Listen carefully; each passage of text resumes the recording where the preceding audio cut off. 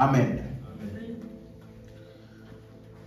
Nous sommes sur notre série d'enseignements, la compréhension ou alors comprendre le péché. Aujourd'hui, c'est la partie 10. Ça fait déjà presque 10 semaines que nous enseignons sur le même thème.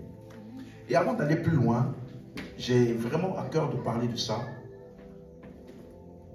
Lorsque nous enseignons par exemple en série, c'est parce que dans les Écritures, il y a un corps de la vérité. Ce n'est pas une question qu'il faut prendre à la légère. Lorsque quelqu'un veut devenir médecin, il ne se lève pas un matin et commence à aller opérer des personnes. Cela demande de l'investissement et beaucoup d'investissement. Non seulement en termes de temps, en termes d'efforts, en termes d'investissement. Quelqu'un me suit? Et lorsque nous arrivons à un point où nous avons finalement saisi la pensée des Écritures sur un thème précis, alors on se rend compte que ça prend du temps. Vous savez, moi, ça prend du temps.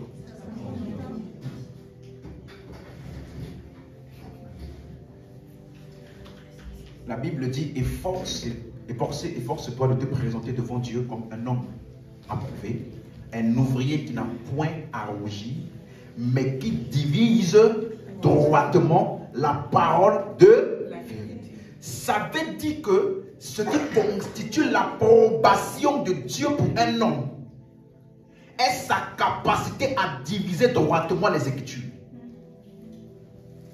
Ce qui fait de toi un homme approuvé au milieu de beaucoup de fausseté n'est pas à quel point tu peux prophétiser, n'est pas à quel point tu peux parler sur la vie des gens, n'est pas à quel point tu peux prier et il se produit un miracle. Ce qui fait de toi un homme approuvé de Dieu, c'est lorsque tu n'as point à rougir. Et bien aimé, en tant qu'homme de Dieu, ce qui me donne de ne pas rougir, ce n'est pas parce que j'ai prié et il s'est passé quelque chose. Parce que tu peux prier, il se produit un miracle. Et après le miracle là, tu rougis. Vous me suivez? Ce qui donne à un homme d'être approuvé, c'est sa capacité à diviser droitement la parole de vérité. Et la parole de vérité là, ce n'est pas Matthieu 4.4. Matthieu 7.7. Hein? Cherchez, vous trouverez. Demandez, on vous donnera. Matthieu 4.4. L'homme ne va pas seulement de pain. Ça là, n'importe qui peut faire ça. Diviser la parole de vérité, c'est la capacité que tu as de sortir Jésus dans tous les passages que tu connais. Parce que la parole de vérité, ce n'est pas une information. La parole de vérité est une personne contenue dans une information. Donc nous tous on peut avoir les mêmes versets qu'on connaît, mais c'est ma compréhension de Christ derrière les versets là qui me donne d'être capable de diviser la parole de vérité. Jésus l'a dit aux pharisiens, Jean 5.39, vous sondez les Écritures. Ça veut dire que ce n'est pas des personnes qui étaient ignorantes des Écritures. Ils connaissaient, ils étudiaient, ils méditaient. Quand tu parlais avec eux, tu disais Genèse, Malachie, Exode, ils connaissaient de quoi il s'agissait. Mais après avoir parlé aux pharisiens, il dit, vous sondez les Écritures. Question, ça veut dire quoi sonder? Examiner. Le mot grec sonder là veut dire investiguer. Comme lorsque il y a un meurtre quelque part, et on prend toutes les preuves, on cherche de tous les moyens possibles pour arriver à la cible. Les pharisiens, les scribes, étaient des gens diligents dans les Écritures. Donc le problème n'était pas qu'ils ne connaissaient pas les Écritures. Le problème était qu'ils n'arrivaient pas à voir le message des Écritures. Jésus dit, vous sondez les Écritures parce que vous pensez avoir en elles la vie éternelle. Mais ce sont elles qui témoignage de Moi. Donc les Écritures en elles-mêmes n'ont pas la vie éternelle. Avoir la Bible là ne change rien à ta vie. Faire de la Bible ton oreiller pour dormir ne chasse pas le diable. Mettre la Bible sur ta voiture n'empêche pas les accidents. Parce que tout le monde peut avoir ça. Il dit, vous sondez. Mais ce qui fait la différence est que les Écritures là rendent témoignage de moi. Donc les Écritures me permettent de rencontrer celui qui a la vie. Donc ce n'est pas la quantité d'écritures que tu connais. C'est le Christ qui est caché derrière les Écritures que tu connais. Beaucoup de gens peuvent lire, par ces médecines nous sommes guéris, par ceci, par cela. Et tu peux lire beaucoup de passages et les citer. Le diable n'a pas peur de ça. Tu peux dormir avec ta Bible en bas de ton oreiller. Ça ne chassera pas le diable. Mais le diable peut avoir peur de toi sans que tu n'aies la Bible.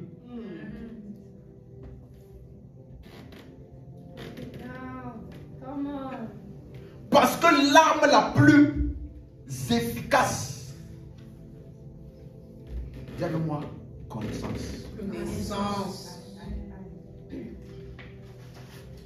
Vous connaîtrez la vérité et la vérité vous affranchira. Donc sans Bible, ce n'est pas la vérité qui t'affranchit. C'est la vérité que tu connais. C'est pas parce que c'est écrit que ça va s'appliquer à toi. C'est ce que tu as connu, compris et appréhendé et assimilé à toi qui devient une partie intégrante de toi. Avant, Jésus était la parole faite chair. Aujourd'hui, la parole faite chair là, c'est vous et moi. Yes. Quelqu'un m'a suivi ça? Les gens pensaient que Jésus, oui, il a la parole faite chair. Oui, au commencement était la parole était avec Dieu, la parole était Dieu. Amen. Après il dit, la parole a été faite chair. Mais comment la parole a été faite chair? L'ange a parlé à qui? Marie. Elle a reçu ça, elle a cru en ça et Jésus est né. N'est-ce pas? Donc la parole a été reçue et elle a produit quoi? Jésus-Christ. Et la Bible dit maintenant, à tous ceux qui l'ont reçu. La même parole, à tous ceux qui l'ont reçu, elle leur a donné le pouvoir de devenir. Donc ce qu'il est, je suis. Ce qu'il peut faire, je peux faire. Les gens n'ont pas besoin de chercher Jésus quelque part. Si tu comprends Christ, on n'a pas besoin de chercher Jésus quelque part. Dès qu'on cherche Jésus, tu dis, me voici. Parce que le mystère caché de tous les temps, que Moïse voulait, que Abraham voulait, que David voulait, que tous les saints de l'Ancien Testament voulaient et qui n'ont pas pu avoir, a été finalement révélé et rendu disponible. Christ en nous. Dieu qui habitait dans les lieux. Vous savez, un jour, je méditais ça. Et c'est comme si j'étais dans un autre monde. La Bible dit que Dieu habite dans une lumière inaccessible, que nul homme ne peut voir, ni ne peut s'approcher. Suis-moi bien, je vais emmener ton intelligence là à se pousser un peu. Mais on dit le Dieu là est en toi.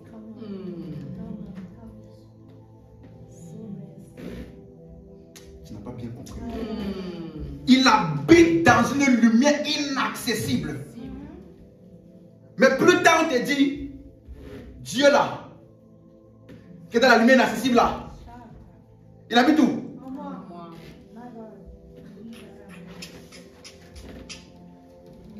Est-ce que tu me suis? Ça veut dire que, et dans Jean 14, verset 16 à 17, la Bible dit, lorsque le consolateur sera venu, il demeurera avec vous éternellement. Ça veut dire que Dieu n'est pas venu habiter en toi pour une saison. Ni même pour le temps de ta vie sur la terre. Ni même en attendant que Jésus revienne. Ça veut dire que même quand Jésus va revenir, Dieu sera toujours.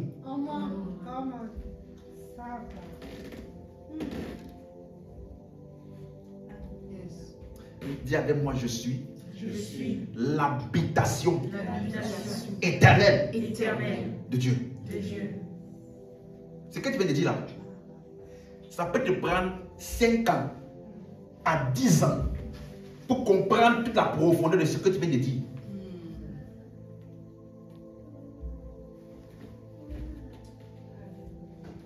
Vous me suivez? La Bible dit toute la plénitude de la divinité habite où? En lui. Et après avoir dit ça, il dit maintenant, nous avons tout pleinement en lui. C'est quand tu n'as pas compris Christ que tu es focalisé sur les choses de ce monde-là. Tu commences à penser que ce que tu es là, c'est ce que les gens disent. Ah, le frère, la sœur, ils sont mariés, moi je ne suis pas encore marié. J'ai un manque. J'ai un manque. Je pense que je ne suis pas encore complet. Hein? D'ailleurs, on a réglé la question des sinon. On a réglé cette question-là de si tu n'es pas marié, alors ça veut dire que tu as un manque quelque part. Les deux semblables là, c'était qui? Christ. C'était qui? Christ. Donc dis ça fort, comme ça les gens vont entendre. Christ. Les deux semblables, c'est pas Ève, hein? Parce que ce qu'Ève a fait à Adam là, on n'appelle pas ça Ève. Hein?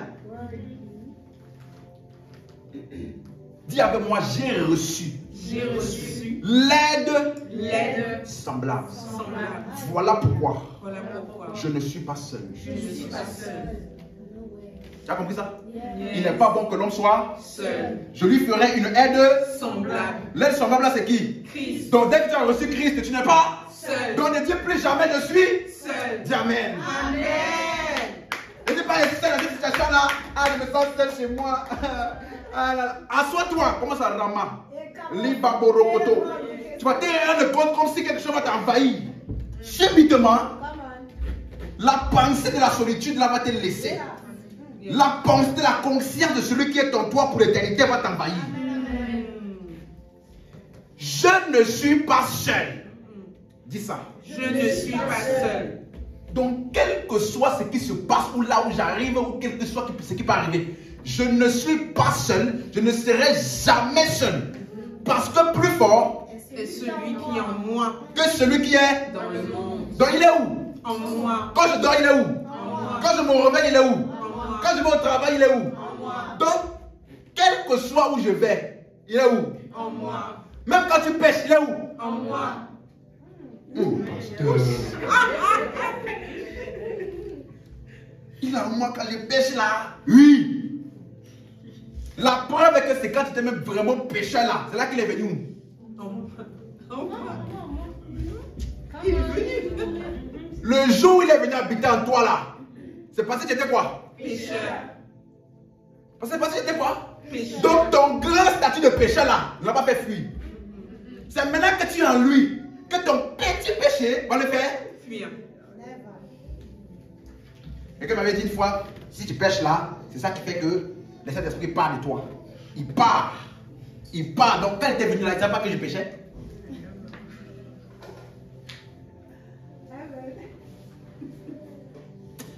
L'habitation de Dieu en toi est le plus grand mystère qu'aucun ange n'a encore saisi depuis qu'il existe.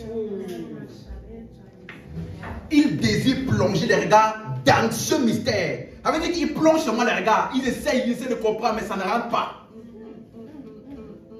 Et la Bible dit que Dieu enseigne aux principautés et aux dominations par l'Église. Donc pendant que je vous enseigne là, je dis c'est pendant l'adoration, non. On n'est pas seul, il y a des gens, ils notent. Il dit merci beaucoup, Pasteur Tim. Oh, alléluia. Oui. Les anges, ils prennent des notes quand nous parlons. Lorsque nous enseignons le mystère de Christ, Dis Amen très fort. Amen.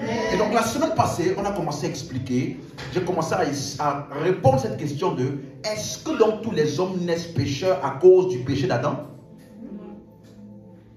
C'est une question à laquelle je suis en train de répondre. Vous savez, dans la compréhension biblique, la réponse aux questions n'est pas toujours forcément oui ou non. Quelqu'un m'a compris? La réponse à ta question est un enseignement de plus de 4 heures, voire 20 heures de temps. Si tu finis d'écouter ça, tu as encore des questions, là tu peux venir poser. Vous me suivez? Donc, on a commencé à lire dans Romains 7, verset 12 jusqu'au verset 19. On va lire rapidement. Là-bas, j'ai commencé à expliquer que c'est un des versets qui est pris par des personnes pour expliquer la fameuse théorie selon laquelle nous sommes tous nés pécheurs à cause du péché d'Adam. Il dit, c'est pourquoi par un seul homme, le péché est entré dans le monde et par le péché, la mort.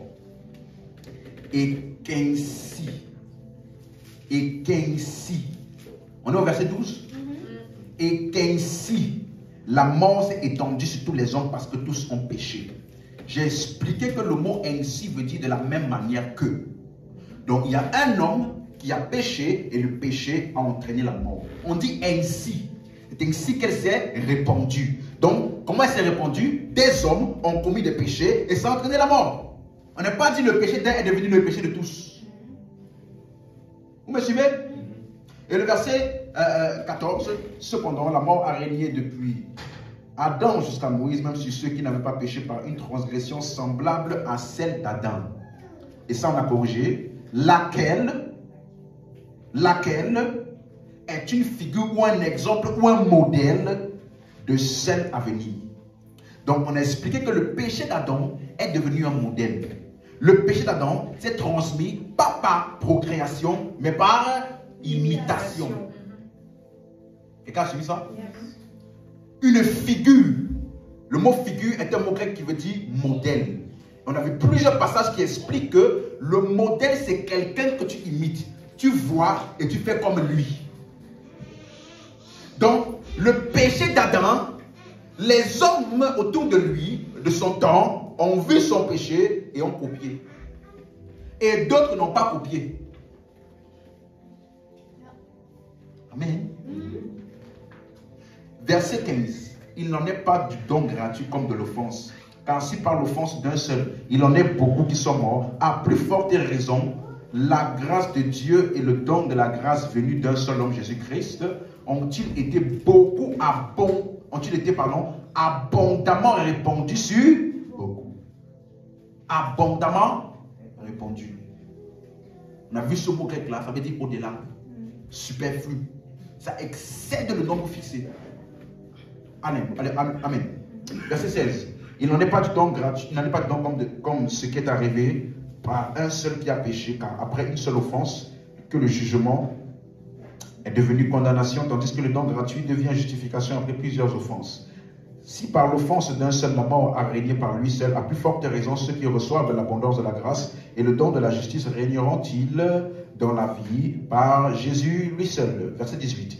Ainsi donc, comme par une seule offense, la condamnation atteint tous les hommes, de même par un seul acte de justice, la justification qui donne la vie s'étend à tous les hommes. Car, comme par la désobéissance d'un seul homme, beaucoup ont été rendus pécheurs, de même par l'obéissance d'un seul, beaucoup seront rendus justes. Je vous ai expliqué que Paul fait un contraste très important à souligner ici. Il ne parle pas de la propagation du péché, sans parler de la propagation de l'œuvre de Christ. Si quelqu'un dit que le péché d'Adam a été transféré automatiquement à tous les hommes, sans leur permission, il est également en train de dire que l'œuvre de Christ aussi, ça s'est transféré à tout le monde automatiquement, sans leur permission.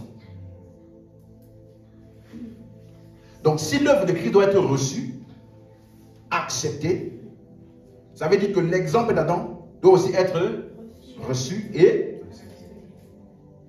pas automatique. Et j'ai commencé à expliquer Ézéchiel, chapitre 18.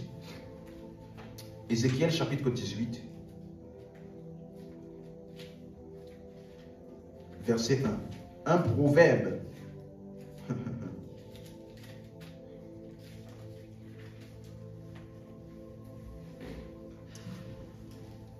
Amen. La parole de l'Éternel me fut adressée en ces mots. Pourquoi dites-vous ce proverbe dans le pays d'Israël? Les pères ont mangé des raisins verts et les dents des enfants ont été agacées. Ça, c'est un proverbe qui était très populaire à leur époque. Le père a fait quelque chose. Ça s'est répercuté sur qui? L'enfant. Et j'ai dit que c'est de là que vient quoi? Les malédictions. Elle dit, mon père a fait ça, ma mère a fait ça, voilà pourquoi ma vie n'avance pas. Voilà pourquoi ma vie ne fonctionne pas. Regardez que ça n'a pas commencé à notre époque. C'est un problème qui était déjà très populaire. Dès l'époque d'Ézéchiel. Et avant même. Et il dit ceci, verset 3. Je suis vivant, dit le Seigneur, l'Éternel. Vous n'aurez plus lieu de dire ce proverbe en Israël. Ce proverbe-là n'aura plus sa place en Israël. N'aura plus sa place dans les églises. N'aura plus sa place dans les moments de prière. Amen. Amen. Ça là, c'est avant même que Jésus-Christ ne soit mort et ressuscité. Et j'ai dit, c'est pour te montrer que ce n'est pas que ça existait, après Jésus est venu pour briser ça. Ça n'a jamais existé.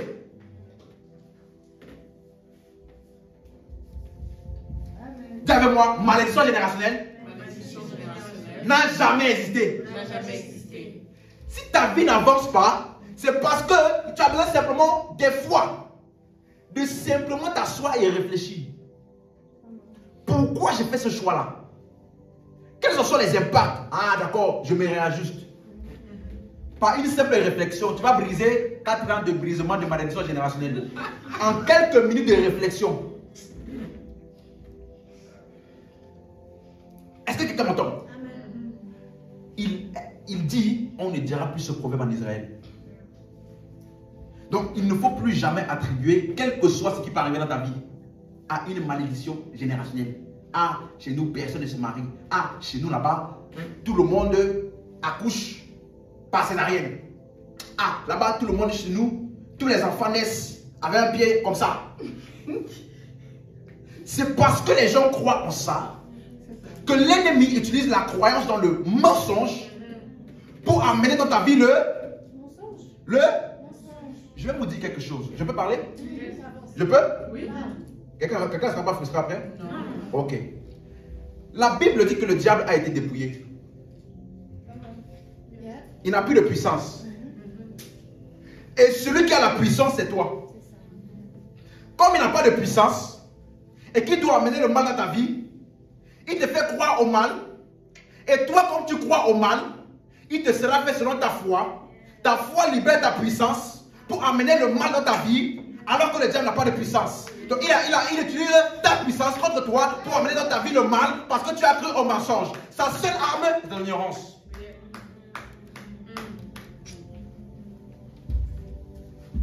Donc, si tu ne crois pas en son mensonge, il n'a plus aucune arme. Parce que sa seule arme est que tu crois au mensonge. Et dès que tu crois en ça, il te sera fait selon ta foi. Exactement.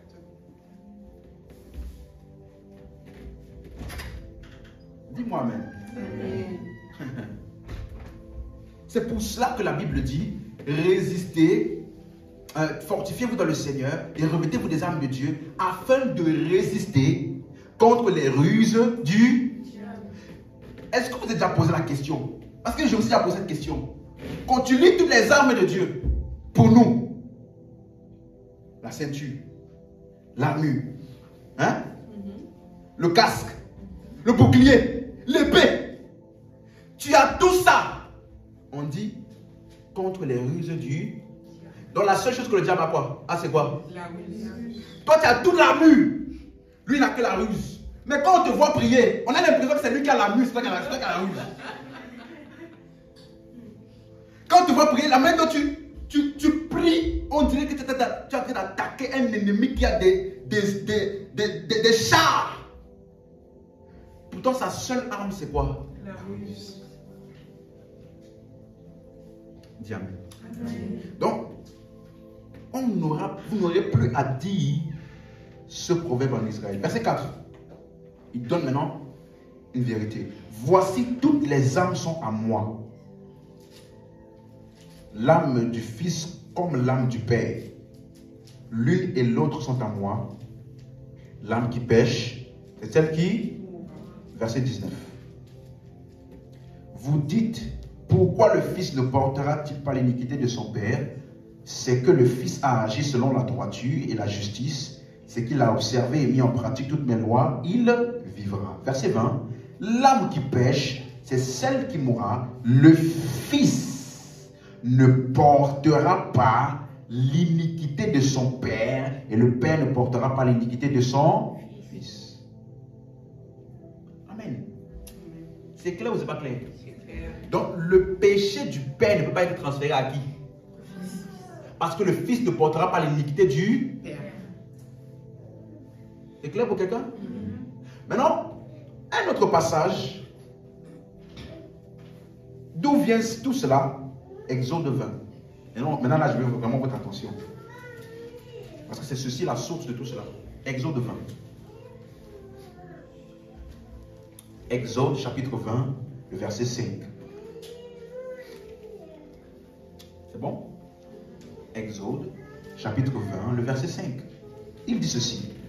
Tu ne te prosterneras point devant elles, et tu ne les serviras point, car moi l'Éternel ton Dieu, je suis un Dieu jaloux, qui punit l'iniquité des pères sur les enfants, jusqu'à la 3e et la 4e génération de ceux qui me haïssent, et qui fait miséricorde jusqu'à 1000 générations à ceux qui m'aiment et qui gardent mes commandements. Quelqu'un a déjà lu ça? Il y a 3 choses que je vais expliquer aujourd'hui à partir de ce verset. Il dit, Dieu est un Dieu jaloux. Question, la jalousie fait partie des œuvres de la chair. Vous savez ça? Oui. Donc, est-ce qu'il a dit que Dieu marche selon la chair?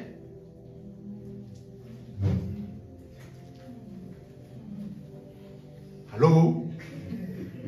Pourquoi vous ne répondez pas? Bon, ok, je reprends ma question. Est-ce que la jalousie fait partie des œuvres de la chair? Oui. Est-ce qu'on dit ici que Dieu est jaloux? Oui. Donc Dieu... Pourquoi vous avez peur de parler? Vous voyez? C'est pour ça que je vous dis souvent que au moment de la traduction des Écritures, le langage était limité. Vous me suivez? Donc la seule manière d'exprimer ce qu'il avait comme pensée était ce genre de mots.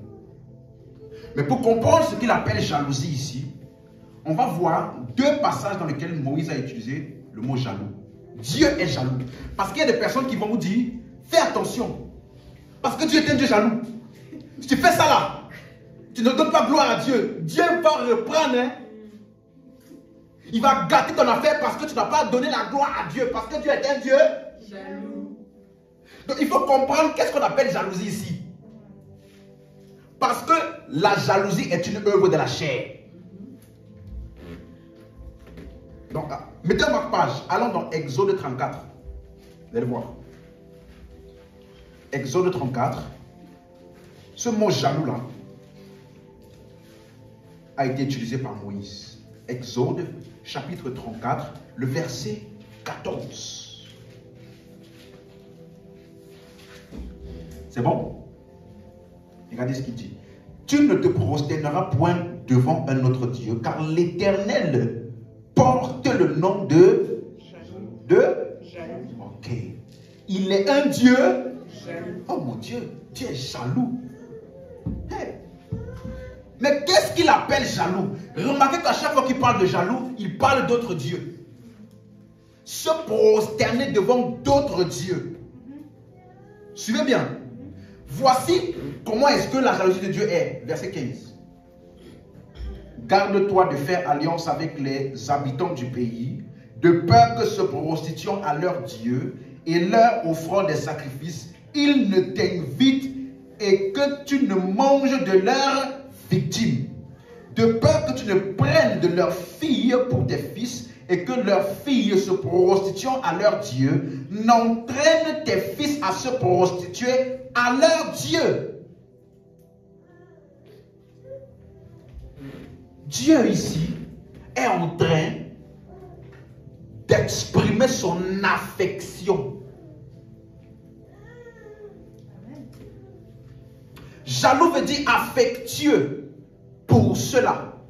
Parce qu'il dit, si tu te prosternes devant d'autres dieux, tu vas les servir, tu vas devenir leur victime et tu seras assujetti à eux. Et je ne pourrai rien. Comme il a dit à Adam, tu ne mangeras pas de l'arbre de la connaissance du bien et du mal. Parce que le jour où tu mangeras, tu mourras. Quand Adam mangeait là, Dieu n'a pas pu empêcher la mort de venir sur. Parce que c'était la conséquence de son choix. Qu'est-ce que tu comprends? Donc il est en train de dire, c'est comme quand tu dis à ton enfant, ne touche pas le feu. S'il touche, il touche le feu. C'est toi qui l'as brûlé? Hein? Donc la jalousie de Dieu, c'est son affection vis-à-vis de son peuple. Qu'il les avertit de ne pas aller vers d'autres dieux parce qu'ils en seront les victimes. Ce n'est pas tu vas là-bas, moi je vais me fâcher, je vais venir, je vais faire palabre avec l'autre Dieu là, comme deux femmes qui font palabre de jalousie à cause d'un homme. Oui, garçon, fais ça aussi. Vous me suivez? Un autre passage, Deutéronome 6, verset 15.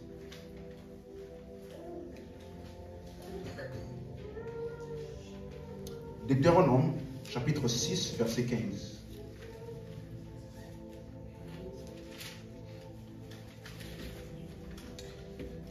Car l'Éternel, ton Dieu, est un Dieu jaloux au milieu de toi.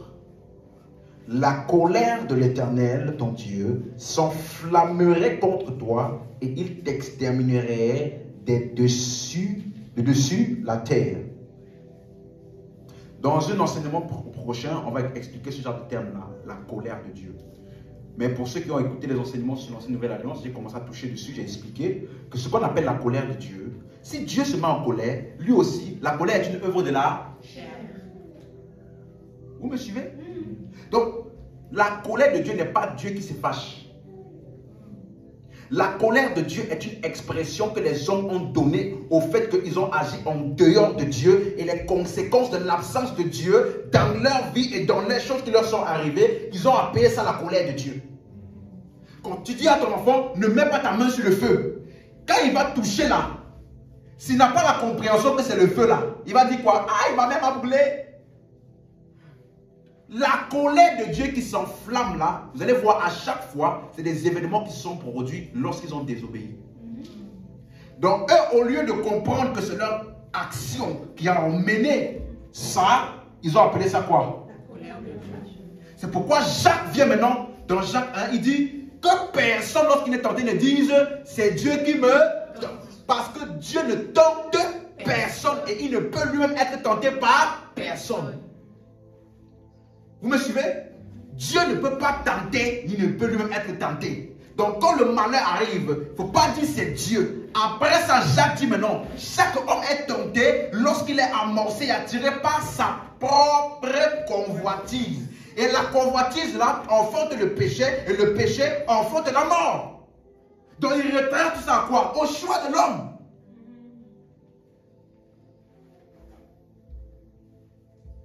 Mais les hommes, ils ont appelé ça quoi? Voilà. Donc la colère de Dieu, pour vous donner une signification assez brève, c'est l'absence de Dieu.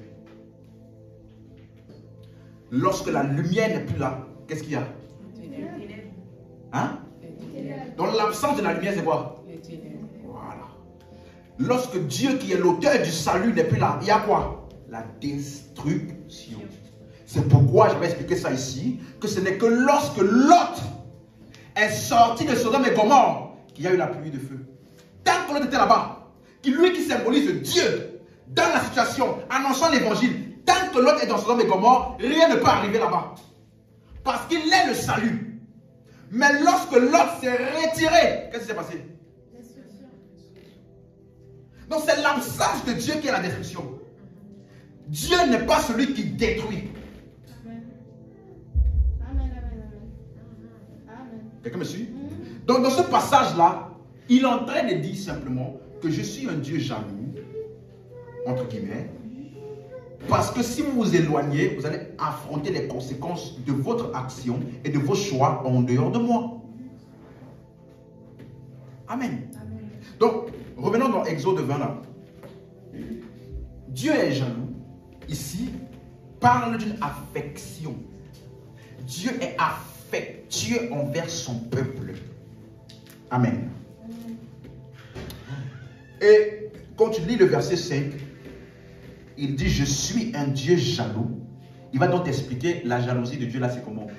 Qui punit l'iniquité des pères sur les enfants jusqu'à la 3e et la 4e génération de ceux qui me haïssent. Est-ce qu'on peut interpréter ça aujourd'hui? Amen. Parce que avant je lisais ce passage-là, je sautais. Parce que ça me paraissait trop bizarre. Il punit l'iniquité des pères sur les enfants jusqu'à la 3e et la 4e génération. Il est méchant. Avant moi, ce genre de passage-là, je sautais ça. Aïe. Que l'autre pêche, ça va jusqu'à les enfants 3e, 4e génération. Mais avec la grâce de Dieu, Dieu nous a ouvert les yeux pour comprendre mieux les Écritures. Dis Amen. Amen. Donc, je vais t'expliquer le mot. Quelqu'un a la version Darby? Vous allez voir d'abord comment c'est différent dans la version Darby. Quelqu'un a la version Darby? Peut lire. Tu ne t'inclineras point devant elles, et tu ne les serviras point, car moi, l'Éternel ton Dieu, je suis un Dieu jaloux qui visite l'iniquité des pères sur les fils, sur la 3e et sur la 4e génération de ceux qui me haïssent. Qui fait quoi? Qui me haïssent. Qui visite. Là-bas, c'est pas puni. Entre puni et visiter, c'est la même chose? Non. Alors ça veut dire qu'on va donc voir ce mot puni là. Qu'est-ce que ça veut dire? Parce que Moïse a utilisé ce mot là dans d'autres passages. Le mot hébreu qui a été utilisé par l'auteur pour dire punir là, punir l'iniquité. Parce que regardez, il dit qu'il punit l'iniquité des pères ou sur les enfants. Donc on va voir qu'est-ce qu'il appelle punir. C'est le mot hébreu pakad. P-A-Q-A-D. Pakad. C'est utilisé dans, on va voir 3 passages, tous dans Genèse. Genèse chapitre 21. Et je veux quelqu'un qui a la version Semeur. Genèse, non, la version Darby. Genèse 21, verset 1. Je vais lire la version Louis II. Quelqu'un va lire la version second 21. Une des Bibles blanches là. Et une personne va lire la version Darby. C'est bon? Ok? Ok. L'Éternel se souvint de ce qu'il avait dit à Sarah, et l'Éternel accomplit pour Sarah ce qu'il avait promis. Version second 21. L'Éternel intervient en faveur de Sarah. Ok. L'Éternel fait quoi? Intervint en faveur de Sarah. C'est le même mot pakad. Intervint en faveur de Sarah. Donc, comment quelque part il dit puni? Tandis que ici on dit, ça veut dire quoi? Intervenir en faveur de. La version d'Arby. Et l'Éternel visita Sarah. Vous voyez? L'Éternel fait quoi? Visita. Quelqu'un suit? Donc ça veut dire que, un autre passage, Genèse 39, verset 4. Version second 21 et version Semeur. Genèse 39, verset 4.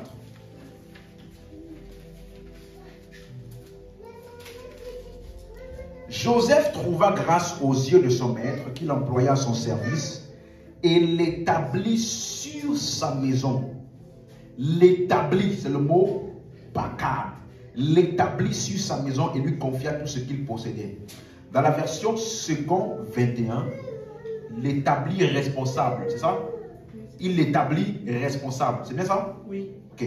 Dans la version semeur, il l'établit comme intendant. Et le mot intendant veut dire quelqu'un qui est responsable et qui prend soin de quelque chose. Allô? Vous voyez? Genèse 40, verset 4. Le chef des gardes les plaça sous la surveillance de Joseph, qui faisait le service auprès d'eux, et ils passèrent un certain temps en prison. Qui faisait le service sous la surveillance de Joseph. Le mot sous la surveillance là, pakad. Donc en fait, jusqu'ici, ce mot-là est utilisé pour quoi? Quelqu'un qui prend. On est d'accord? Quelqu'un qui intervient en faveur et qui prend soin. Maintenant, pourquoi donc ce mot est utilisé pour punir? Esaïe maintenant va donner un peu plus de détails. Esaïe, mettez toujours ma page, Exode 20, on va revenir. Esaïe 10, verset 12. Esaïe, chapitre 10, verset 12.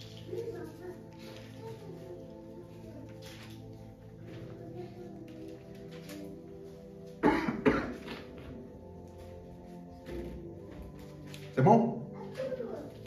Mais comme le Seigneur aura accompli son œuvre sur la montagne de Sion et à Jérusalem, je punirai le roi d'Assyrie pour le fruit de son cœur orgueilleux.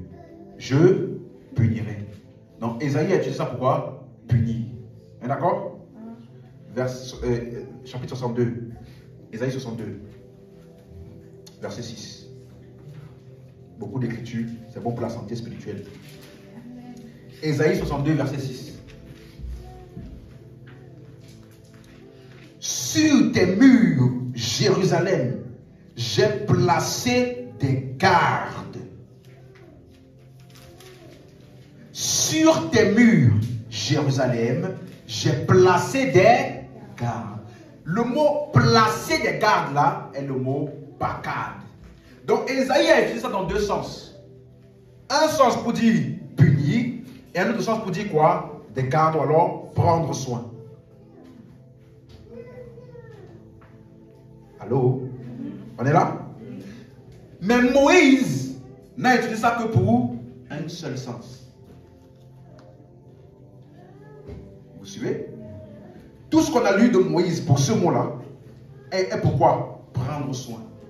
Esaïe a utilisé ça pour prendre soin, mais aussi pour punir. Mais Moïse, qui est l'auteur de Exode, a utilisé ça pour quoi? Un seul sens. Pour dire quoi? Prendre. Donc maintenant, je peux reformuler. Dieu est un Dieu jaloux, donc Exode 20, verset 5. Qui prend soin des iniquités. Voilà comment Dieu est jaloux. Il est jaloux et affectueux en prenant en charge ou en prenant soin des iniquités des pères. Quelqu'un me suit?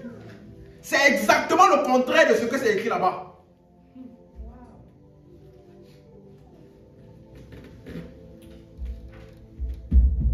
Quelqu'un est là toujours? Là. On a pris le même mot grec. L'auteur, le traducteur, Louis II, a choisi le mot punir. Mais sinon, ce mot-là, utilisé par Moïse, est toujours dans le sens de prendre.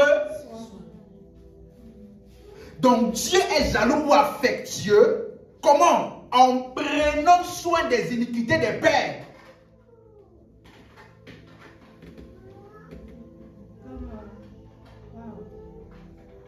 Et la preuve, c'est que au verset 6 de Exode 20,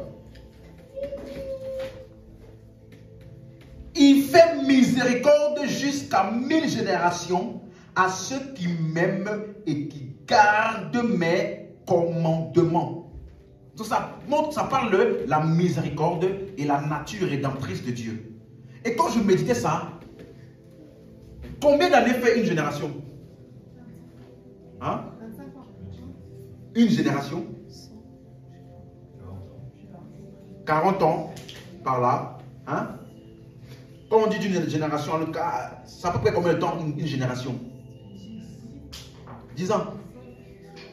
5 ans. C'est pas de l'auto, hein? Bon, une génération, on va dire, c'est à peu près 40 ans. Ok? On dit que Dieu fait miséricorde jusqu'à 1000 générations. Ça fait combien d'années? À peu près 40 000 ans. Depuis que la terre existe là, ça fait 40 000 ans. Ça fait à peu près, d'après les recherches, un peu plus de 6 000 à 7 000 ans. Hein? Donc 40 000 ans là, c'est éternel. Quelqu'un me suit? Donc Dieu montrait déjà à quel point sa nature là c'est quoi? Miséricorde et bonté. Mais il dit que pour ceux qui me haïssent, ou alors ceux qui n'ont pas cru, ou alors ceux qui l'ont rejeté là, il va prendre soin de leurs péchés pour ne pas que ça atteigne les fils.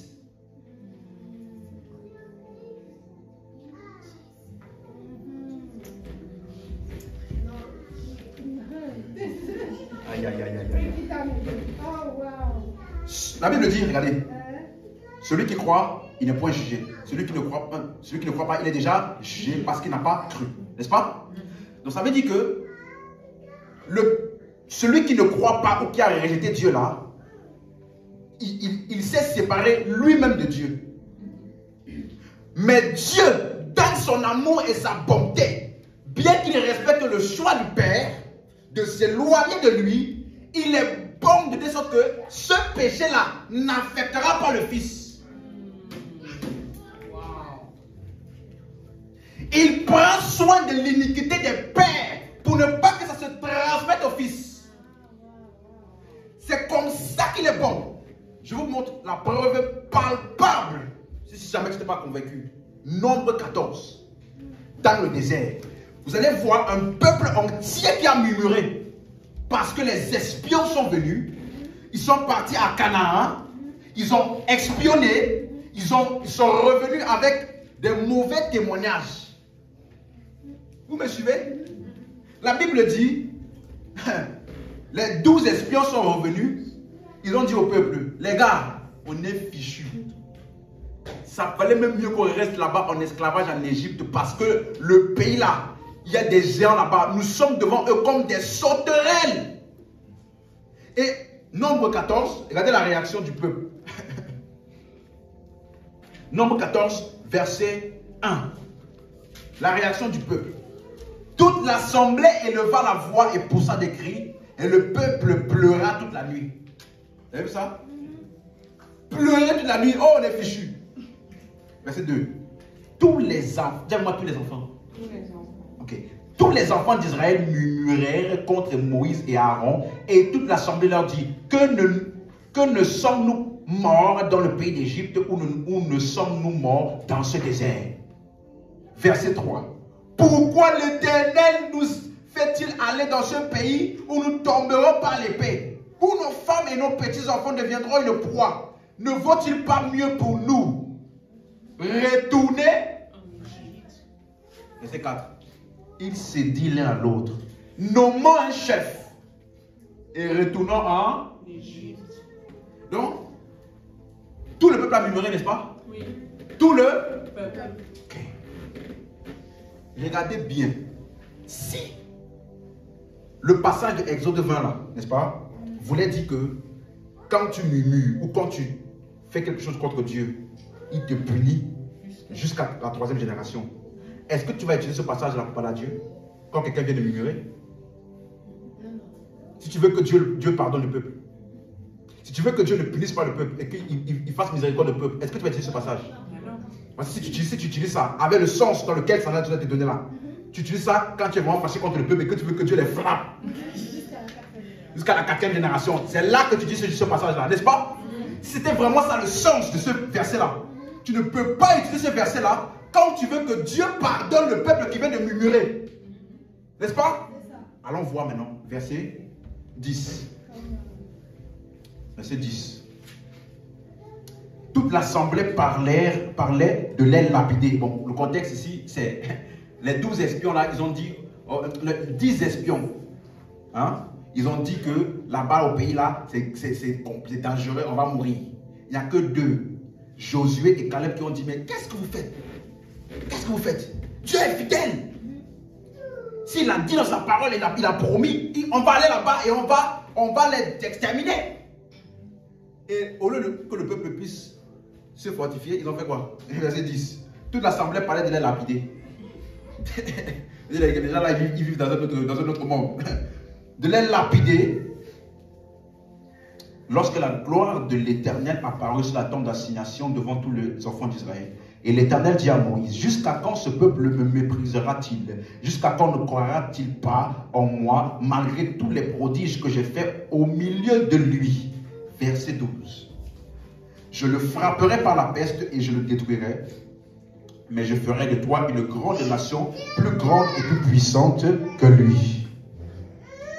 Verset 13 maintenant. Là maintenant, je veux l'attention de tout le monde. Moïse dit à l'Éternel. Donc Moïse maintenant a commencé à prier, hein, en faveur du peuple en question. Je vous épargne la prière. Allons jusqu'au verset 17 directement. Verset 17. Maintenant que la puissance du Seigneur se montre dans sa grandeur, comme tu l'as déclaré en disant, verset 18, l'Éternel est lent à la colère et riche en... Donc là, Moïse est en train d'exalter et de mettre l'attention sur la bonté de Dieu. Lent à la colère, n'est-ce pas? Continuons. Il pardonne l'iniquité et la rébellion. Et il ne tient point le coupable pour innocent. Et il punit l'iniquité des pères sur les enfants jusqu'à la 3e et 4e génération. Hein? On dit que tu es bon, miséricordieux. Tu es tellement bon et tu pardonnes les iniquités. Et après, il vient dire qu'il punit jusqu'à la 3e, 4e génération. Et il y a un problème. Quelle est donc l'interprétation de Moïse de ce verset-là?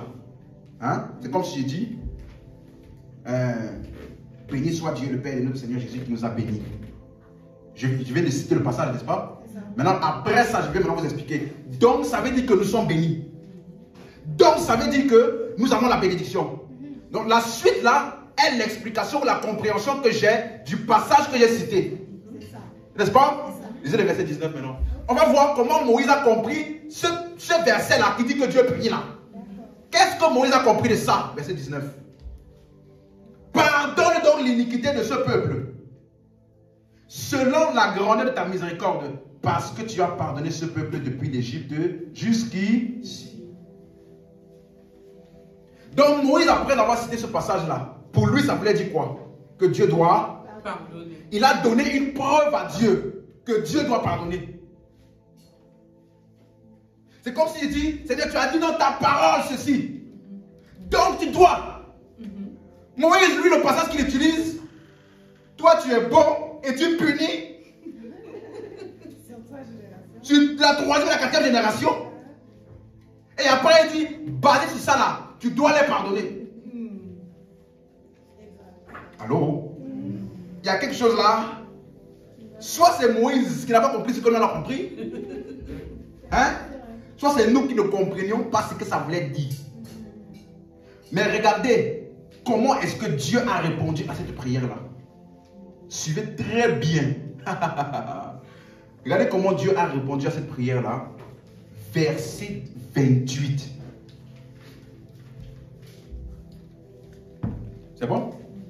Regardez la réponse de Dieu. Dis-leur, je suis vivant, dit l'Éternel. Je vous ferai ainsi que vous avez parlé à mes oreilles. 29. Vos cadavres tomberont dans ce désert. Vous voyez? Parce que c'est ce qu'eux ils ont dit. Dieu nous a menés ici pour mourir. Donc, ce n'est pas Dieu qui va les faire mourir, c'est leur propre parole. La vie et la mort sont au pouvoir de la langue. Donc, Dieu était seulement en train de dire, vous allez mourir parce que c'est ce que vous avez passé votre temps à confesser depuis que vous êtes sortis d'Égypte. Mais regardez, donc ça veut dire que ce peuple-là était incrédule vis-à-vis de la promesse de Dieu. Rejetait Dieu. Donc c'est eux-là qu'on appelle par Moïse ceux qui le haïssent. N'est-ce pas? Regardez comment Dieu va donc faire vis-à-vis de ceux qui ont haï Dieu là. On va voir s'il a puni leur iniquité sur les enfants ou bien s'il a fait prendre soin là.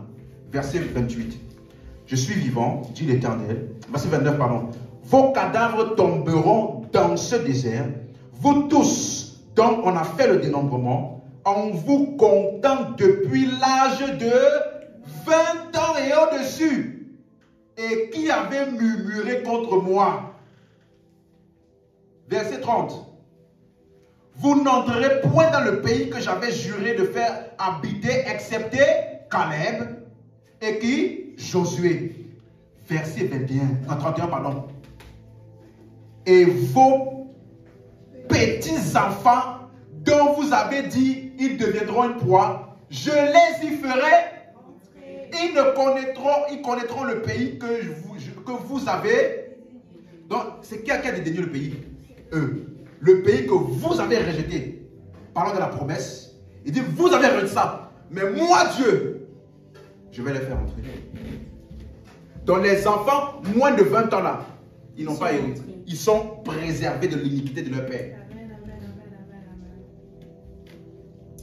Ils ont murmuré tous. Mais les pères qui ont entendu la promesse, eux là, ils ont fait leur choix de rejeter ça et de dédaigner le pays. Mais cette iniquité-là n'a pas été transférée à leurs enfants. Pourquoi? Parce que Moïse a dit, tu es bon et miséricordieux. Et tu punis. Maintenant, je réinterprète ça. Et tu prends soin des iniquités des pères pour ne pas que ça tombe sur les enfants. Donc, pardonne-leur. Et Dieu dit, d'accord, ils m'ont rejeté, mais les enfants là, ils vont passer. Donc, il punit l'iniquité des pères sur les enfants. Il prend soin des iniquités des pères pour ne pas que ça atteigne les enfants. Ça, c'est la jalousie ou l'affection de Dieu.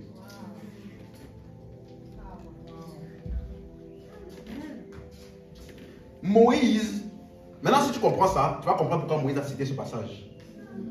Et il a dit donc, pardonne. Si ça voulait dire punir, il a dit, punis dans ce peuple. Mais il a cité ce passage et après il a dit quoi? Pardonne-leur donc.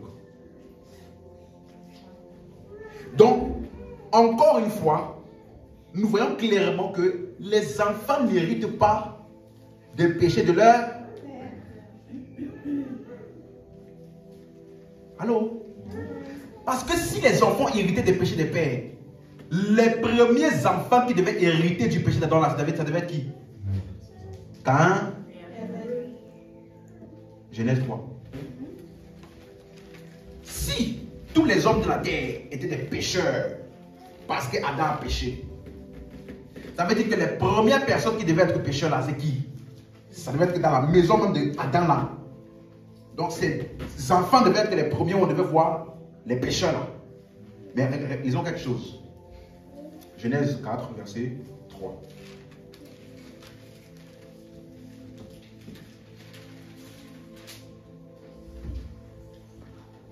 Au bout de quelque temps, Caïn fit à l'Éternel une offrande des fruits de la terre. Verset 4. Et Abel de son côté en fit une des premiers-nés de son troupeau et de leur graisse.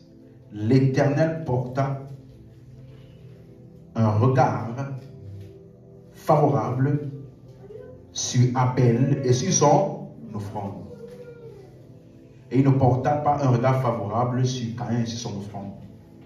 Caïn fut très irrité et son visage fut abattu. Question. Ici,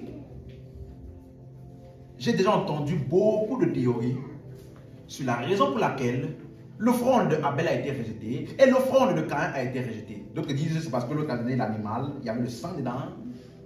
L'autre disent que c'est parce qu'il a donné seulement il a donné les premiers. Donc il a donné la dîme.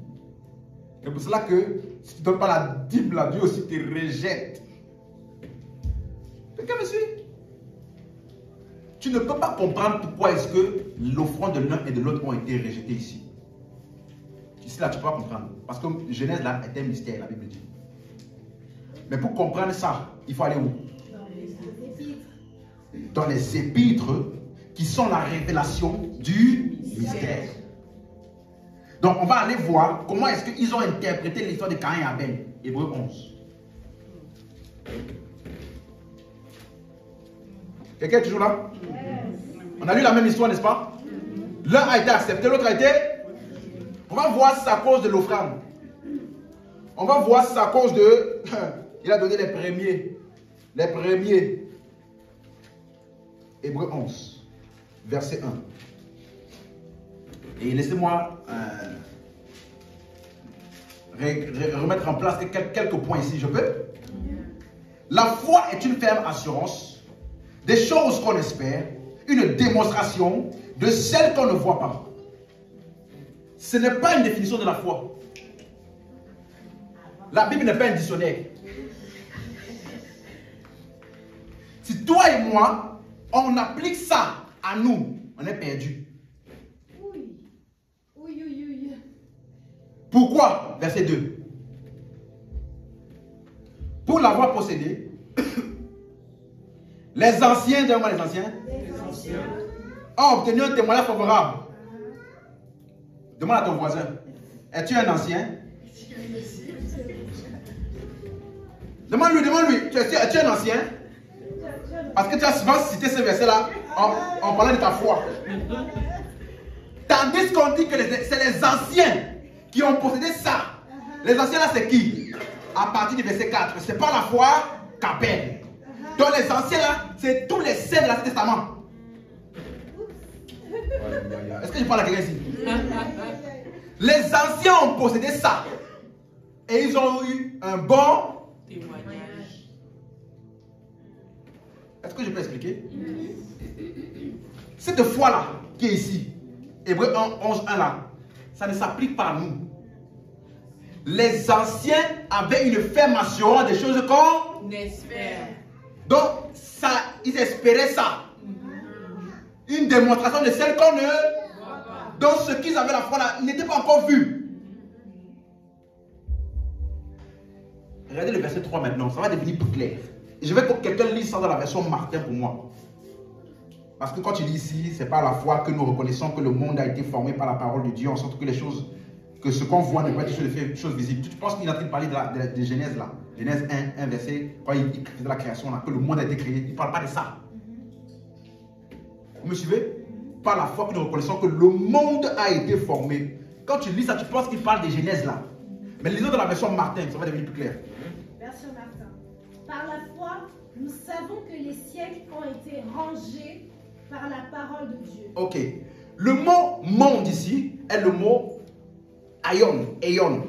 Ça parle des temps et des époques. Quand la Bible dit par exemple, ne vous conformez pas au siècle. Donc ça veut dire le siècle dans lequel nous sommes maintenant. Donc il dit ceci, les siècles ont été rongés. Le mot rongé en grec c'est le mot katartizo, qui veut dire raccommoder ce qui était déchiré. Comme quand tu prends un tissu qui est en plusieurs morceaux, qu'est-ce que tu fais? Tu raccommodes, tu raccommodes, tu raccommodes, pour que ça fasse quoi? Un seul lot. Il est en train de dire ceci, les époques des anciens là, suis-moi, ont été rangées ensemble par la parole de Dieu. Or, la parole de Dieu ici est le mot qui parle de Christ. Au commencement était là, n'est-ce pas? Et la parole a été faite chair. Parole là, c'est qui? Christ. Donc, c'est ce que j'expliquais quand je parlais de la prédestination, élection et autres, que avant le commencement, Dieu a tout fait où? En Christ. Donc, il est la motivation pour laquelle Dieu a fait ce qu'il a fait. Il est l'intention derrière toutes les prophéties des prophètes. La Bible dit dans Apocalypse 19, verset 10. le témoignage de Jésus est l'esprit de la prophétie. Donc l'esprit qui animait les prophètes, au moment où ils prophétisaient là, était pour faire quoi? Témoigner de qui? Christ. Vous me suivez? Donc Christ là est ce qu'on appelle la parole de Dieu. Vous suivez? Donc qu'est-ce qu'il est en train de dire? L'époque de Noé, le siècle de Adam, le siècle de Abel, le siècle de Noé, le siècle de Moïse, le siècle de Enoch, chacun de ces siècles-là sont éparpillés et différents. Ils n'ont apparemment rien à voir l'un avec l'autre. Mais quand tu mets maintenant la parole ou le message de Christ, c'est le lien de toutes ces époques-là en un. Ok. Ça veut dire que Noé a eu la foi en la promesse de Christ sous forme d'une ombre. Enoch a eu la foi en Christ sous forme d'une ombre. Mais le Christ là n'était pas encore visible et ils espéraient. Quelqu'un comprend maintenant? Allô? On suit? Abraham aussi, dans son siècle, il a cru en la promesse de Christ. Donc quand tu lis chacune de ces époques-là, ils n'ont l'air d'avoir rien en commun. Mais c'est le message de Christ qui a été présenté sous forme d'une ombre à chacun d'entre eux qui fait la liaison maintenant entre tout. Voilà pourquoi Paul vient maintenant, il dit, tu connais les saintes écritures qui ont la capacité de te rendre sage à salut par la foi en... Donc Paul dit maintenant que toutes les écritures là ensemble constituent le message du salut par la foi en Jésus. Donc quand tu lis l'histoire d'Adam et Ève, comme j'avais lu pour vous, il ne faut pas commencer à chercher des sabres. Ça parle de Christ. Quand tu lis l'histoire de Noé, ne pense pas que c'est un bateau. Ça parle de Christ, mais sous forme d'une ombre. Quand tu lis l'histoire de Moïse, mettez le sang de l'agneau sur les linteaux des portes. Il ne faut pas prendre un agneau et mettre sur les linteaux de ta porte. Non, c'était un symbole qui parle de Christ. Vous me suivez? Chacune de ces époques-là ont un lien en commun, la promesse de Christ qu'ils espèrent et qui n'est pas encore visible. Voilà pourquoi il dit, les siècles ont été rangés par la parole de Dieu. C'est clair pour quelqu'un? Maintenant, si tu comprends les 3 premiers versets là, le verset 4 maintenant va devenir clair pour toi. Donc quand il ne sait pas la foi là, il parle de la foi en quoi? En qui? Christ. On est d'accord? Yeah. Parce que c'est Christ qu'ils espéraient et c'est Christ qui n'était pas encore visible. Amen. Donc, on va voir maintenant, verset 4. C'est par la foi qu'Abel offrit à Dieu un sacrifice plus excellent que celui de... C'est par elle. J'avais moi par elle. Question, elle ici est mise pour son offrande ou bien pour sa foi? Sa foi. La foi. Sa foi. Et qu'est-ce que c'est ça?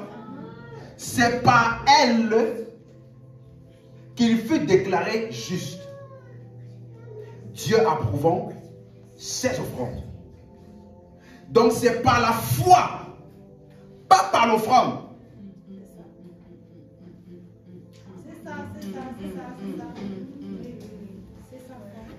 Ça veut dire que si Caïn voulait même, il pourrait donner même caillou. Ce n'est pas par son offrande qu'il a été déclaré juste. C'est par la foi aux choses qu'il espérait et aux choses non visibles qui est Christ. Donc Abel a été justifié parce qu'il a cru en Christ qui allait venir. Donc quand il donnait son offrande, ce n'était pas une offrande que Dieu voyait. C'était la foi en Christ. Et c'est pas la foi qu'il a été déclaré juste. On n'a pas dit c'est parce qu'il a donné animal, l'autre a donné les produits des champs. Dieu s'en fout de ça. C'est pas ça qui compte. Ce qui te compte, c'est ce que tu as fait. Ou pardon, est-ce que tu as eu la foi en celui qui devait venir. C'est pour cela que tu vas te rendre compte que dans l'histoire du peuple d'Israël, la Bible dit que celui qui avait mis le sang sur les linteaux des portes, le destructeur passait par-dessus. On n'a pas demandé est-ce que ceux qui sont là-bas dedans là, est-ce qu'ils aiment Dieu ou pas? On n'a pas demandé est-ce que ceux qui sont là-bas dedans là, est-ce qu'ils croient en Dieu ou pas? Est-ce qu'ils aiment beaucoup Dieu ou pas? La Bible dit même encore plus loin que même si un étranger vient, vous le faites entrer, vous le faites circoncis. Et lui aussi il échappe. Donc ce n'est pas personnel. Non. C'est le sang de l'agneau là qui m'a fait échapper à la destruction. Et la Bible dit maintenant dans la nouvelle alliance que Christ est notre agneau pascal. L'agneau pascal là était une image de ce que nous allons recevoir par le sang de Christ. Et la Bible dit donc que car Dieu a tant aimé le monde qu'il a donné son Fils afin que quiconque ne périsse point, mais qu'il ait la vie éternelle. Dis avec moi, je suis sauvé pour toujours ici. Je suis sauvé pour toujours. On n'a pas dit celui qui regrette beaucoup et qui montre à quel point il est saint. Non. Dès que tu es dans la maison, avec le linteau, avec le sang, c'est fini. Ce n'est pas basé sur toi, c'est basé sur le sang qui te couvre. Est-ce que je parle à quelqu'un ici? Ce n'est pas basé sur tes performances. Ce n'est pas basé sur à quel point tu pries beaucoup, à quel point tu aimes beaucoup Dieu, à quel point tu sais faire beaucoup de choses, à quel point tu sais comment résister au péché. Ce n'est pas ça qui te qualifie. Non, non, non, non, non. C'est celui-là qui devait venir. Lorsque tu crois en lui, c'est lui ma qualification. Yes. Je pensais que je parlais à quelqu'un ici. Oh. Dis-moi amen très fort. Amen. Abel a été approuvé, pas à cause de quelque chose de précis qu'il a donné, mais à cause du fait qu'il a cru en celui qui devait venir, qui est lui là, c'est lui qui est notre justification. Donc en croyant en lui, il était justifié.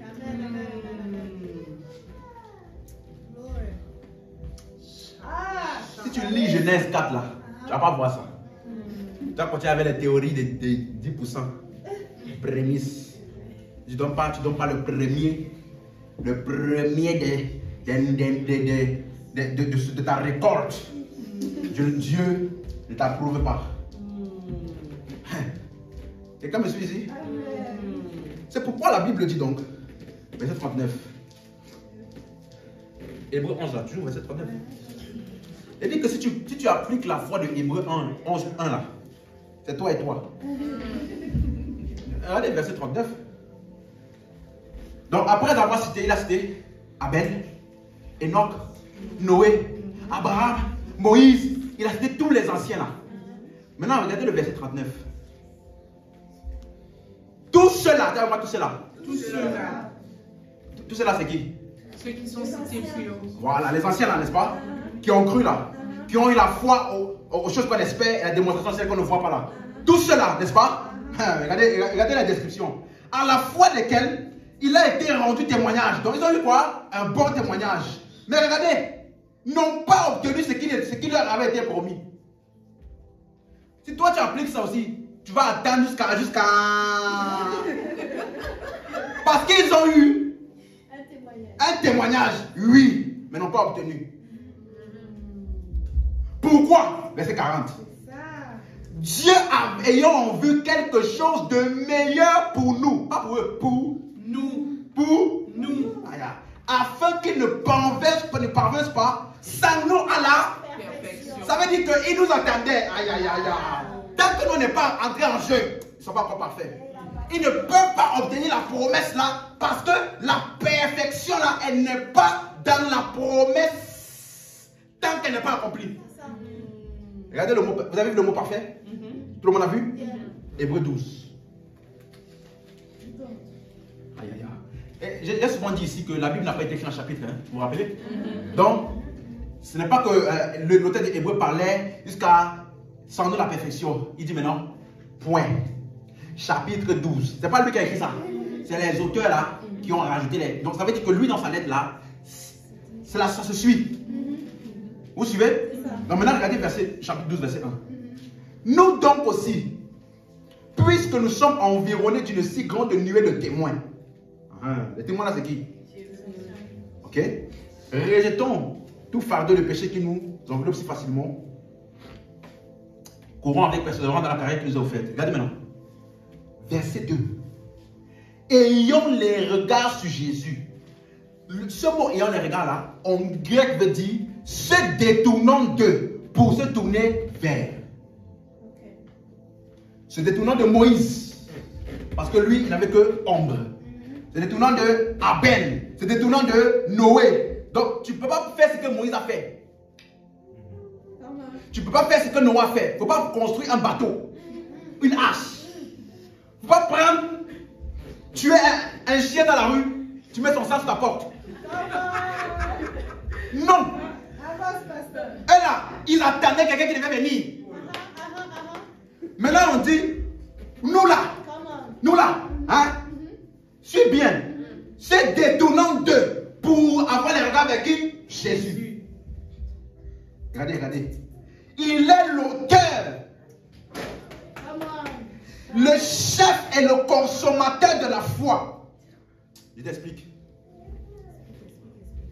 Le mot consommateur, dans la version, donnez-moi un peu la version.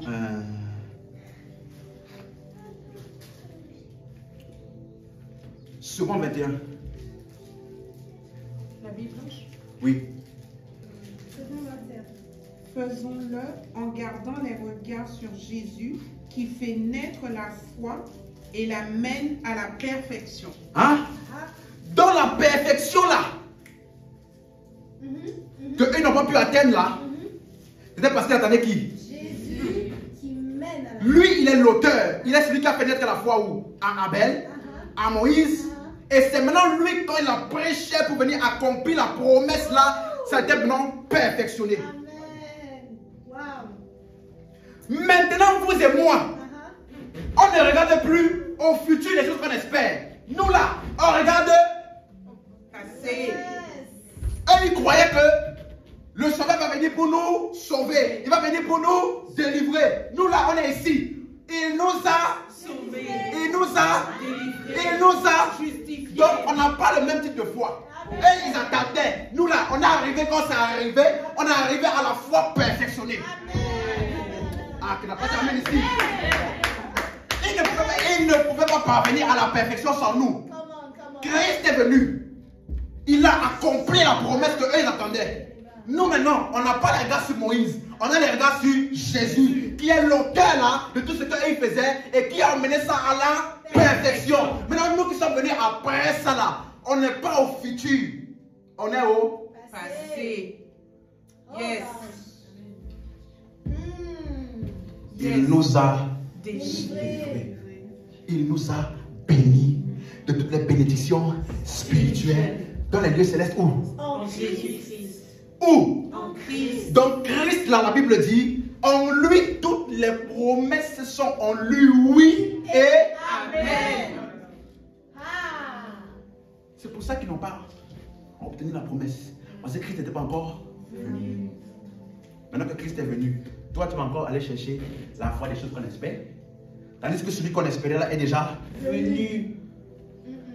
la démonstration de celle qu'on ne voit pas. Nous là, on l'a vu. Voilà pourquoi il est venu habiter où? En nous. Alléluia. Ah, je pensais qu'il n'est pas là, Ah. Donc notre foi n'est pas la foi des anciens. Notre foi là, nous là, ils espéraient et ils étaient dans l'ombre.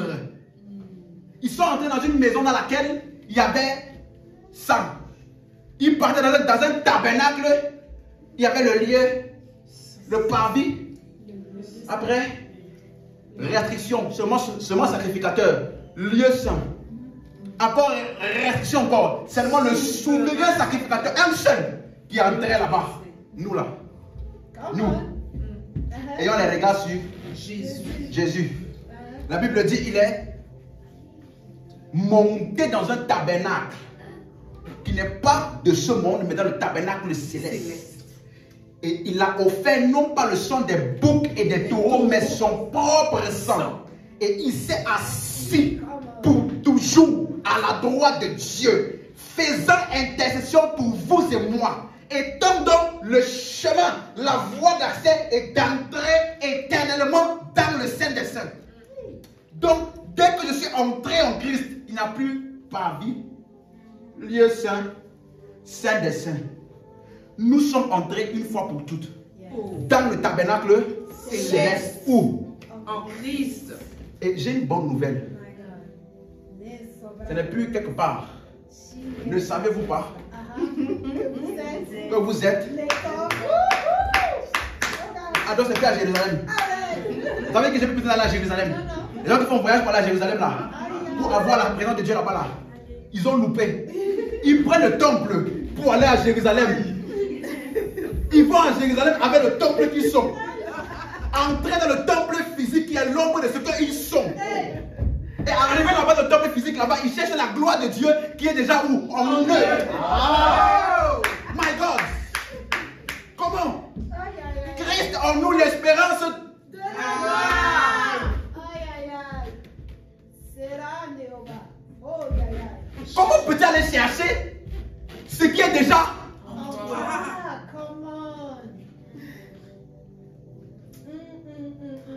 Aïe, aïe, aïe, aïe, aïe, aïe. Quelqu'un m'a suivi? Donc, ce n'est pas une question. Là, c'est parce que Christ n'était pas encore venu qu'ils étaient obligés d'avoir des symboles, des temples physiques, hein? Des trucs pour manger. Je ne vais pas donner le nom ici. Des choses dans lesquelles on les plonge là.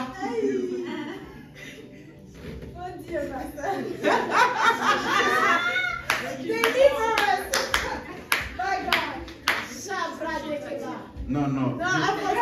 Je me dis de me calmer. Écoute-moi, écoute-moi. La plus grande chose qui puisse t'arriver, c'est de comprendre Christ. La Bible dit, écoute-moi. Celui qui a les oreilles pour comprendre va comprendre ce que je vais dire maintenant, même si c'est en cours. La Bible dit, en lui habite la totalité de la divinité. Donc dès que tu es entré en Christ là, si tu cherches autre chose après ça pour avoir contact avec Dieu, tu as loupé. Si après avoir reçu la totalité de la divinité en toi, tu cherches une piscine, tu n'as pas compris quelque chose. Si après avoir reçu la totalité de la divinité, tu as encore pour objectif, je vais aller au ciel à la fin des jours, tu as loupé quelque chose. Question. Entre le ciel et Dieu, qu'est-ce qui est plus grand? Dieu. Entre le ciel et Jésus, qu'est-ce qui est plus grand? Jésus. Vous êtes sûr? Oui. Vous êtes sûr? Oui. Sûr? Oui. Alors comment tu as Jésus en toi? Et tu cherches encore à aller au ciel. Hein? Entre Jésus et le ciel, qu'est-ce qui est plus grand? Jésus. Donc tu as Jésus en toi et tu pries, Père. Et en ce jour-là, je ne veux pas entendre que je ne vous ai jamais connu. Béni soit Dieu le Père qui nous a bénis de toutes sortes de bénédictions spirituelles. Où? En Christ. Non, où? Dans les lieux célestes. Où? En Christ. Et Christ est où? En moi. Hein? En moi. Dans les lieux célestes, c'est où? En moi.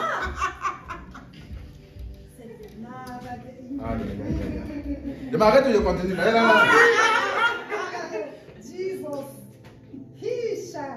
J'aimerais aller au ciel. Mon rêve le plus profond d'aller au ciel. Et le ciel en toi, je suis déjà là. Je suis déjà là en toi. Je suis déjà là en toi. La Bible dit, il nous a ressuscités ensemble. Et il nous a fait asseoir ensemble dans les lieux célestes à la droite de Dieu le Père. Donc au jour d'aujourd'hui, maintenant où tu es assis avec moi là, tu n'es pas quelque part, tu es assis à la droite. Aïe, aïe, aïe, aïe, aïe. Est-ce que tu me comprends? Alléluia. C'est parce que quand tu lis ça, tu penses que c'est une fable. Tu penses que c'est, oh vraiment, magnifique verset. Quel magnifique verset. J'ai dit au début, tant que la parole de Dieu ne devient pas ta réalité, tu es encore loin. Tu peux avoir la Bible chez toi. Tant que ce n'est pas ta réalité à laquelle tu t'es associé. Écoute-moi, quand je me lève le matin pour prier, je ne fais aucune confession de péché. Je ne fais pas. Mais nous savons tous que les péchés sont mauvais. Donc avant de commencer pour entrer dans ta présence, je confesse. Il n'y a aucune confession pour celui qui est assis en Christ à la droite de Dieu le Père. Quand je me lève le matin, il est là. Merci Père. Alléluia. Merci Père. Alléluia. Du prodige que tu as fait de moi. Aujourd'hui, je sors d'ici là et je manifeste la gloire de Christ qui est en moi. Afin que le monde voit la lumière qui a jailli de moi et qui a fait de moi une source de lumière et de fontaine pour le monde entier. Amen. Amen. Amen. Nous, on n'est pas de ceux qui font les prières là. Père, pauvre pécheur que je suis. Pauvre pécheur. Non seulement tu es pauvre. Et en plus de ça, pécheur. Un pauvre pécheur qui est où? En Christ. Quelle contradiction lunaire.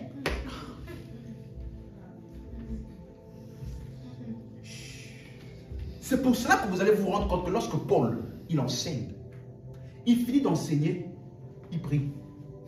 Il dit, Père, les choses que je leur ai dit là, je sais qu'il y en a plein là, ils n'ont pas compris. Donc je prie que tu illumines les yeux de leur cœur. Aucun autre apôtre n'a prié ça. Parce qu'il n'avait pas autant de profondeur que Paul. Il savait que pour que tu puisses saisir la portée de ce que lui il enseignait, il avait besoin de prier pour toi pour que tu sois illuminé. Parce qu'il peut te dire, mais tu ne vois pas. Vous pouvez être dans la même église, mais vous fonctionnez dans des niveaux de compréhension et d'opération spirituelle différents. Pas parce que la parole est différente, mais parce que ton entendement et ton cœur ont saisi la profondeur de ce qui était dit.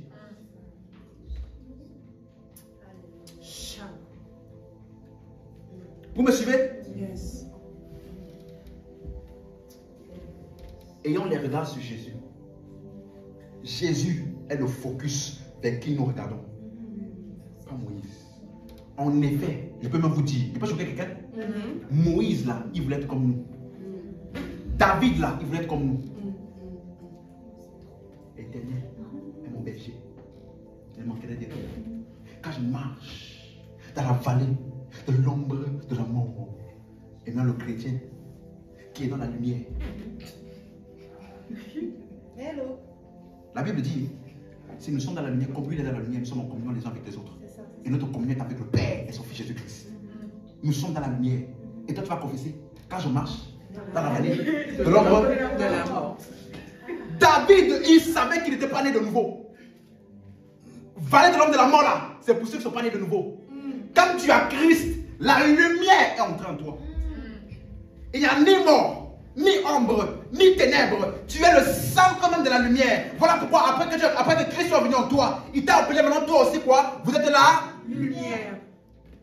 Tu as déjà vu la lumière dit, quand j'arrive dans la vallée de l'homme de la mort, la lumière dit, si c'était la vallée, si c'était la mort, dès que la lumière entre, ça devient illuminé. Yes. Ce n'est plus vallée de la mort, ça devient vallée de la vie, ça devient vallée de la lumière. Yes. C'est seulement la lumière qui ne sait pas qu'il est lumière là, qui entre dans la vallée et qui continue de penser que c'est la vallée de la mort. Yes.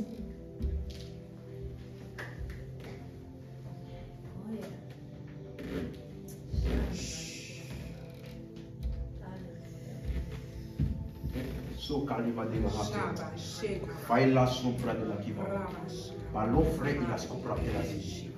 Ainsi dit l'Esprit, si mon peuple arrivait à saisir la portée et la profondeur de ce qu'ils sont, de où ils sont et de ce qu'ils sont, par ma présence et ma gloire en eux.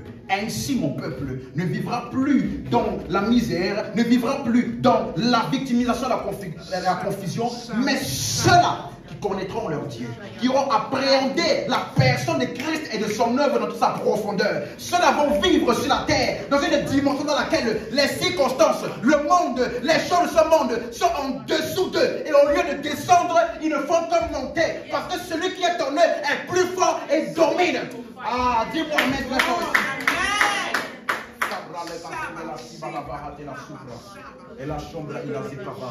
Le plus grand problème que nous avons aujourd'hui, c'est parce que nous sommes dans un lieu que nous ne savons pas. C'est parce que nous sommes devenus quelque chose que nous ne savons pas. Alors nous vivons comme si nous ne sommes pas ce que nous sommes. Parce que nos intelligences n'ont pas été illuminées afin de pouvoir nous voir tels que nous sommes. Parce que tel il est. Tel nous sommes.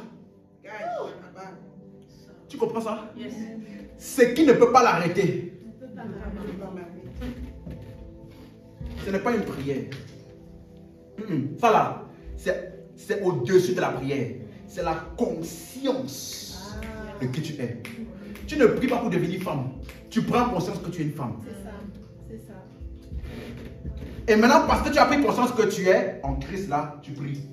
À partir de la conscience de Christ. Et celui qui prie à partir de la conscience de Christ là est différent de celui qui prie sans cette conscience. Ils vont prier différemment. Tu vas penser qu'ils sont dans deux mondes différents.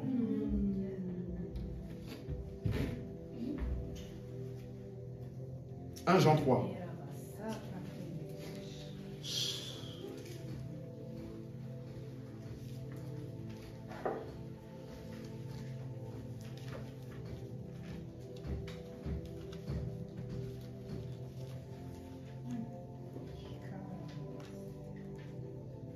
Verset 12. Donc on a vu Abel, n'est-ce pas? Est-ce qu'il a été pécheur? Est-ce qu'on a vu que Abel était pécheur? Il est justifié. Il a été justifié. Voilà, parce qu'il a eu la foi. On est d'accord? Donc il n'a pas hérité du péché de son père. Amen. Disons maintenant 1 Jean 3, verset 12. Et ne pas ressembler à Caïn, qui était du malin et qui tua son frère. Et pourquoi le tua-t-il? Parce que ses œuvres étaient mauvaises et que celles de son frère étaient...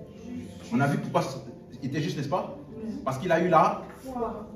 Donc, je peux donc vous dire, sans aucun doute, que le péché d'Adam n'est pas passé à Abel. Mais c'est passé à Caïn. Mais pas automatiquement. Les deux ont eu accès à la promesse. L'un a cru et l'autre a rejeté. D'accord? Donc encore une fois, c'était leur choix. Ce n'était pas automatiquement des pécheurs. C'est ça. Quelqu'un suit?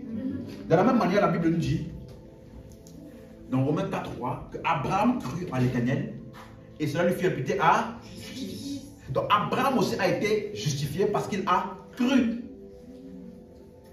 Quelqu'un me suit? Donc Abraham aussi n'était pas pécheur. Parce que lui n'a pas suivi l'exemple d'Adam. Est-ce qu'on me suit?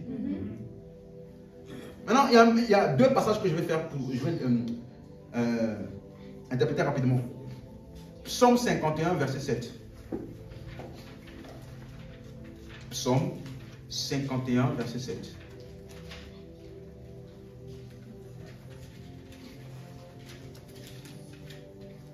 C'est bon?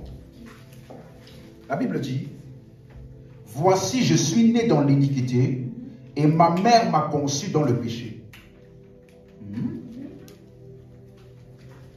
Beaucoup ont lu ce passage, ils ont dit, on est donc tous nés dans le péché. Parce que David a dit, ma mère m'a conçu dans l'iniquité. Le mot conçu est un mot grec yacham, qui parle de, pour les animaux, entrer en chaleur. Quand tu lis Genèse chapitre 30, verset 38 à 39, la Bible dit que lorsque Jacob, il a mis des branches tachetées là, on dit dès que les boucs entraient en chaleur, ils firent des fils. Donc ça parle de l'acte sexuel qui donne naissance. Donc David ne disait pas, ma mère m'a donné naissance avec la nature pécheresse. Bien au contraire, l'acte que ma mère a posé là était l'iniquité. Donc, sa mère et son père n'étaient pas en règle. Voilà pourquoi vous allez vous rendre compte, bon c'est débattable, hein? C'est pas clairement écrit, c'est débattable, mais beaucoup de théologiens s'accordent pour dire que la mère de David n'était pas la femme légitime de son père Isaïe. C'est la raison pour laquelle parmi tous ses frères, il était le plus rejeté. Même lorsqu'on est venu pour chercher le roi, on l'a laissé rejeter. On a dit, tes fils sont où? Ils sont tous là. C'est eux. Pas l'autre là qui est illégitime. Donc il dit, ma mère m'a donné naissance dans l'iniquité. Ce n'était pas l'iniquité de David, c'était l'iniquité de sa mère. Amen. Qu'est-ce que c'est ça? Non, ça ne veut pas dire que tous les hommes qui naissent avec les péchés à cause du péché des hommes. Romains 9, verset 11. Jacob et Ésaü. Romains 9, verset 11. La Bible dit, car quoique les enfants ne fussent pas encore nés et qu'ils n'eussent pas fait ni bien ni mal, afin que le dessein d'élection de Dieu subsistât, sans dépendre des œuvres, et par la seule volonté de celui qui appelle, il fut dit à Rebecca, l'aîné sera assujetti au plus jeune, selon qu'il est écrit, j'ai aimé Jacob, j'ai haï Ésaü. Regardez le verset 11. On dit il n'était pas encore né. Vous suivez? Donc il n'était pas encore né et qu'il n'eusse fait ni bien ni mal. Pour dire déjà d'avance que tant que tu n'es pas non seulement né et en âge d'être conscient de rejeter ou d'accepter, tu n'es pas candidat. On ne peut pas t'appeler pécheur. On dit ils n'étaient pas encore nés, ils n'ont pas fait ni bien ni mal. Ils devaient naître et grandir pour pouvoir faire le choix, soit de croire, soit de douter. Comme Abel et Caïn, comme on a vu. Vous suivez? Donc, quelqu'un qui me dit, un enfant, tu donnes naissance à un enfant, n'est-ce pas? Il n'est pécheur à cause d'Adam. Donc, en fait, il n'a rien fait. En fait, on le traite comme quelqu'un qui avait commis le péché. C'est cela ce qu'on a train de dire, en fait. Comme si quelqu'un vient de naître, il est accusé de meurtre. Hein? Donc, poussez. Le bébé sort. Monsieur, désolé, vous êtes accusé de meurtre. Vous avez, tout ce que vous direz sera retenu contre vous. Ça a un sens? Ça n'a pas de sens. Il faut qu'il naisse et qu'il soit capable de grandir pour faire ses choix. Et si tu dis que quelqu'un naît péché à cause du péché d'Adam, hein? Si c'est vrai que Adam a péché, hein? Et que sa nature pécheresse a été transférée, si c'est vraiment vrai, ça veut dire que toi aussi qui as cru en Jésus, comme tu as la nature de Dieu, tes enfants aussi naissent avec la nature de Dieu. Ils n'ont pas besoin de venir même à l'église. Ils ont été bénis des cieux. De naître dans une famille chrétienne, donc c'est fini. Si tu dis que ce n'est pas vrai, que non, ça ne marche pas comme ça. Donc tu es en train de dire que moi, ou chrétien qui est la nature de Dieu, je donne naissance à la nature du diable. Hein? C'est pas ça? Non. Yes.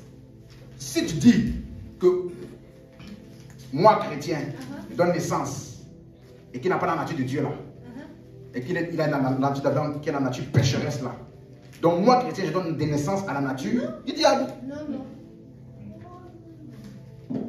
Quelqu'un suit? Voilà pourquoi ça n'a aucun sens. Il n'y a aucune transférence de nature par procréation. Aucune. Et il y a un texte que je vais rebondir dessus pour terminer pour aujourd'hui. 1 Corinthiens 7. Ça, c'est un des textes avec lequel j'ai beaucoup lutté. Hein. Donc vous, je vous épargne beaucoup de luttes. Ça trouble, si c'est passé là, ça te trouble. 1 Corinthiens, chapitre 7, verset 12. Regardez. Aux autres, ce n'est pas le Seigneur, c'est moi qui dis. Si un frère a une femme non croyante et qu'elle consent à habiter avec lui, qu'il ne la répudie point. Verset 13. Et si une femme a un mari non croyant et qu'il consent à habiter avec elle, qu'elle ne répudie point son mari. Donc vous voyez, il a dit que si avant que tu ne reçoives le Seigneur dans ta vie, tu étais marié déjà. Il ne faut pas dire j'ai reçu Jésus en moi. Merci Père, parce que j'ai la nature de Dieu. Mon mari n'a pas la nature de Dieu, donc on ne peut plus cohabiter ensemble. s'il consent à rester avec toi, il faut rester. Donc, si juste les natures là ne sont pas un alibi, une raison suffisante pour divorcer, combien plus fortes raisons les croyances doctrinales. Ah, j'étais marié à un féticheur. Je me suis converti à Christ, d'être divorcé. Parce que je l'ai vu comme étant pur. Aucun motif, si ce n'est la violence et que ta vie est en danger, n'est suffisant pour dire divorce. Parce que quand tu es déjà violenté là, ce n'est plus mariage, c'est persécution. Et là, Jésus a dit, si vous êtes persécuté dans une ville, fuyez. Non, là oui, je vais fuir. Mais à part ça, non, je me suis converti, franchement, j'étais dans une atmosphère de sainte à l'église. Je suis entré à la maison, il m'a dit, chérie, j'ai besoin de toi, fais-moi manger. Ah, le soir avant de dormir, je lui ai dit, ne me touche pas, je suis le temple du Saint-Esprit. Il ne faut pas faire ça. Ce n'est pas biblique. Amen. Dis amen très fort à ça. Amen. Voilà. Mais regardez quelque chose maintenant. Il dit, pourquoi est-ce que tu n'as pas besoin de le répudier? Verset 14. Car le mari non-croyant est sanctifié par la femme. Et la femme non-croyante est sanctifiée par le frère. Autrement, vos enfants seraient impurs, tandis que maintenant ils sont saints.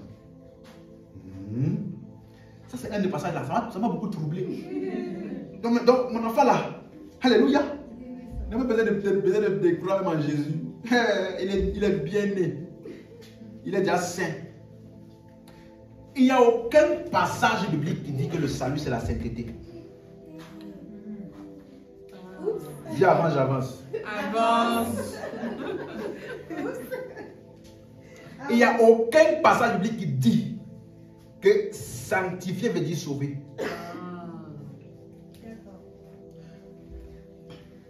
Je vous donne un exemple.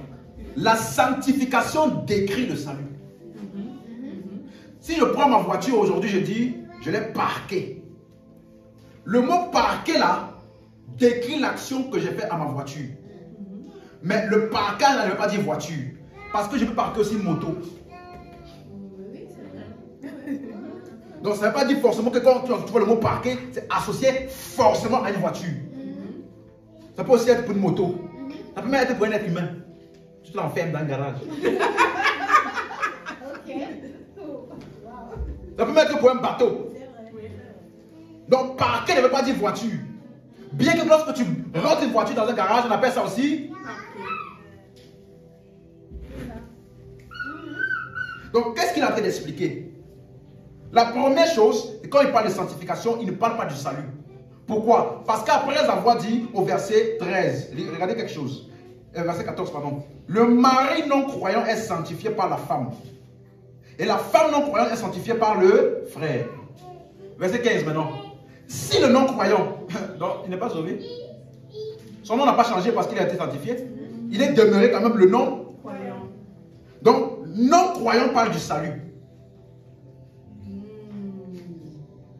Non-croyant, parce que c'est celui qui croit qui est sauvé. Donc, non-croyant là, c'est ça qui est le salut. Maintenant, sanctifié là, c'est quoi? Regardez, on va lire, c'est le mot grec agiazo. Ça veut dire traiter de manière différente ou de manière spéciale. C'est aussi utilisé pour les jours. C'est aussi utilisé pour les instruments dans le temple. Yes, yes, yes. Quand on parlait du sabbat dans l'Ancien Testament, vous regardez ce jour comme étant saint. Le jour là, il est sauvé. Ah, lisons Matthieu 23. Mettez ma page, on va revenir. Matthieu 23. Verset 17. Quelqu'un est béni? Amen. Matthieu 23, 17. Insensé aveugle, lequel est le plus grand? L'or ou le temple qui sanctifie l'or? Est-ce que l'or est sauvé? Non. Hein? Non. L'or n'est pas sauvé. Donc, qu'est-ce qu'il veut dire par là? Regardez encore, verset 19. Aveugle, lequel est plus grand? L'offrande ou l'autel qui sanctifie? Donc, déjà, première des choses, il faut savoir que sanctifier ne veut pas dire forcément sauver, automatiquement. Là, on est d'accord? L'or n'est pas sauvé, l'offrande n'est pas sauvée, mais c'est sanctifié. Donc maintenant, le mot sanctifié donc veut dire traiter de manière spéciale. Donc, tant que l'or là n'est pas offert dans le temple, c'est un or normal, banal. Mais dès que ça rentre dans le temple pour être associé au culte, ça devient un or spécial. Donc c'est le temple là qui donne de la valeur à l'or. C'est la valeur du temple qui est transférée à l'or. Parce que tant que l'or n'est pas dans le temple, l'or est normal, banal. Mais dès que ça rentre dans le temple pour les choses du culte, ça devient quoi? Spécial. Sanctifié. Donc, ça veut dire que la valeur du temple a été transférée à l'or. On traite maintenant cet or-là de manière spéciale à cause du temple. L'offrande n'est rien, c'est ton agence, tout ce que tu veux, mais dès que c'est offert, ça devient quoi? Sanctifié. Il dit par l'autel. Amen. Quelqu'un suit ça? C'est pourquoi l'apôtre Paul, vous allez voir, il m'a dit dans 1 Timothée 4, verset 5. Verset 4 à 5. 1 Timothée 4, verset 4 à 5.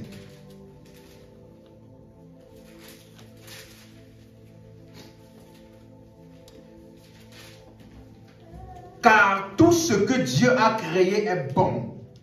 Dis ça très fort avec moi. Tout ce que Dieu a créé est bon. Okay. Vous allez voir de quoi il parle. Et rien ne doit être rejeté. Pourvu qu'on le prenne avec action de grâce. Il parlait de la nourriture. Donc les gens qui ne mangent pas, soi-disant l'animal impur. Les gens qui ne mangent pas un certain animal là, ils disent que c'est impur. Parce que Jésus a chassé les démons dedans. Que celui qui a les oreilles pour comprendre, comprenne. Tout ce que Dieu a créé est bon. Et maintenant il dit, parce que tout est sanctifié par la parole de Dieu et la prière. Donc la nourriture est banale, normale, mais quand tu pries, ça devient sanctifié ou spécial. Vous suivez? Donc, si tu fais ce que tu veux, quand tu pries, la nourriture là ne change pas. C'est juste que maintenant tu prends conscience à toi-même que cette nourriture là fait partie de ce que Dieu a créé pour mon bien. Tu reconnais Dieu dans ça. Ça devient spécial. Vous suivez? Parce que quelqu'un disait une fois, non, quand tu vas manger quelque part, il faut toujours prier. Parce qu'on ne sait pas ce qu'ils font dedans. Ils peuvent faire des trucs bizarres dedans. Donc quand tu rends grâce à Dieu, ça annule tout ça. Donc, moi je peux aller manger un jour. J'ai très faim. Non, je mange, j'ai oublié de rendre grâce. Pasteur. Ah oui, ça peut arriver. Moi, il ne fait pas je ne sais pas comment on appelle ça ici. Ça peut arriver que j'ai très faim. Je dis là, mon cerveau, même la nourriture, arrête de mon cerveau. Elle est bien là, il mange. Donc là, maintenant, la nourriture là, ça va être destructif pour moi. Tout ce que Dieu a créé est bon. Donc moi, quand je prie, je prends conscience que ça vient vraiment de Dieu. Donc si quelqu'un a offert ça à des idoles, c'est pour lui et lui là-bas. Dès que moi, il mange ça là, ça devient bon. Hein? Même si tu as fait incantation sur ça, dès que moi je rentre là, dès que je mets ma fourchette dessus, bah, ça devient tout ce que Dieu a créé est bon. C'est amen comme il faut. Amen. Non, je dis ça parce qu'il y a d'autres gens qui sont complexés. Hein? Non, tel endroit là, quand tu mets le pied là-bas, tu manges là-bas. Mais à quel moment est-ce que Christ rentre dans l'affaire là? Est-ce que tu as déjà vu que la lumière rentre dans les ténèbres et la lumière commence à vérifier? Tu as déjà vu ça? Donc il parle de est-ce que le plat là devient sauvé? Il est quoi? Sanctifié, traité de manière spéciale. Donc maintenant, revenons dans 1 Corinthiens 7. Si tu as compris maintenant, ça va devenir donc très clair maintenant.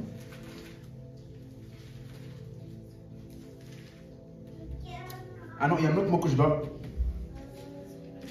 Verset 14. Il dit, autrement vos enfants seraient impurs. Le mot impur là est le mot akatatos. Ce mot est utilisé, quand vous lisez Acte 10, verset 13 à 14, vous allez vous rendre compte que Pierre a eu une vision, n'est-ce pas? Et Dieu lui a montré plusieurs types d'animaux. Et il lui a dit, tue et mange. Et Pierre a dit, je ne peux pas manger ça car c'est impur. Alors Dieu a dit, ne regarde pas comme souillé ce que j'ai déclaré pur, ou alors ce que j'ai purifié. Il parlait de quoi? Il parlait du fait que les non-juifs aussi avaient aussi accès au salut, à l'évangile. Vous suivez? Parce que pour eux, là, à l'époque, là, c'était seulement les juifs qui pouvaient être sauvés, personne d'autre. Donc, il a eu besoin d'avoir cette vision-là pour comprendre que ça ne parlait pas, que même les non-juifs, là, eux aussi, ils avaient accès au salut. Donc, quand Dieu dit, ce que j'ai déclaré pur là, est-ce qu'ils étaient sauvés? Non. Parce que Pierre pouvait aller dans la maison de Corneille et il rejette l'évangile. Ils avaient encore la possibilité de rejeter l'évangile, malgré que Dieu a dit ce que j'ai déclaré pur. Donc, pur là veut dire quoi? Veut dire qu'eux aussi, ils ont accès au salut. Ça veut dire que Pierre ne les regarde pas comme impurs. Donc, ça traite de la manière dont tu les regardes. Pas de leur état. De la manière dont tu ne les regardes pas comme étant impurs. Vous suivez? Donc, ce mot sanctifié et impur parle de la manière dont tu regardes, comment tu traites. Donc, donc ça veut dire qu'il parle de quoi? Regarder avec honneur et dignité. Quelqu'un suivi? Donc, je peux maintenant dire ceci. Dans 1 Corinthiens 7, 14, là, verset 1 Corinthiens 14. Si le mari non-croyant est sanctifié par la femme non-croyante est sanctifiée par le frère. Ok? Autrement, vos enfants seront impurs, tandis que maintenant, ils sont saints. Ça veut dire ceci. Traiter avec dignité et honneur à cause du mari qui a cru.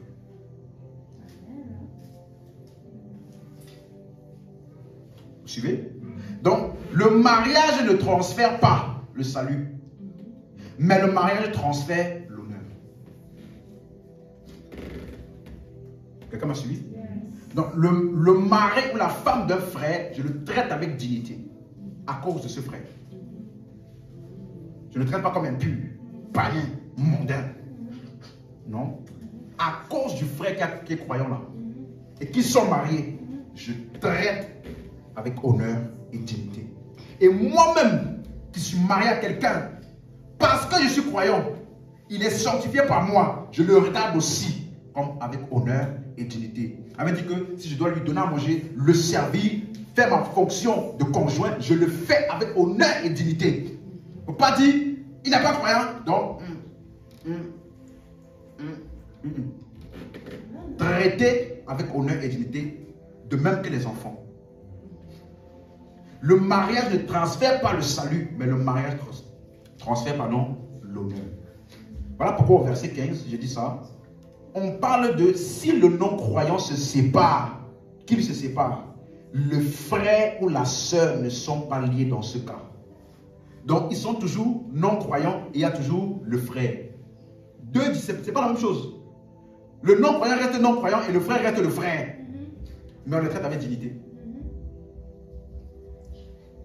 Donc, ce n'est pas les enfants qui sont nés, ils sont déjà devenus sauvés. Amen. On peut se lever. Donc, on peut voir clairement ici, le péché n'est pas transféré. Amen. Mais chacun choisit quel type d'homme il va devenir. Lorsque nous naissons innocents. Et par nos choix, nous définissons le type d'homme que nous devons devenir. Est-ce que c'est clair pour quelqu'un? Donc on a utilisé Adam. Pourquoi? Parce qu'il était le premier qui a péché. Et ensuite les autres ont suivi l'exemple d'Adam. Et d'autres n'ont pas suivi son exemple. Donc le péché d'Adam est transmissible? Non. Mais il peut influencer certaines affaires comme lui. Et la semaine prochaine, je vais expliquer qu'il y a quelque chose quand même qui est transmis. Il y a quand même quelque chose qui est transmis. Pourquoi? Parce que vous et moi, ce corps-là est mortel. Voilà. Rendez-vous la semaine prochaine. Amen. Lève la voix en grâce à Dieu. Merci Père pour ta parole. Merci Père pour ton esprit.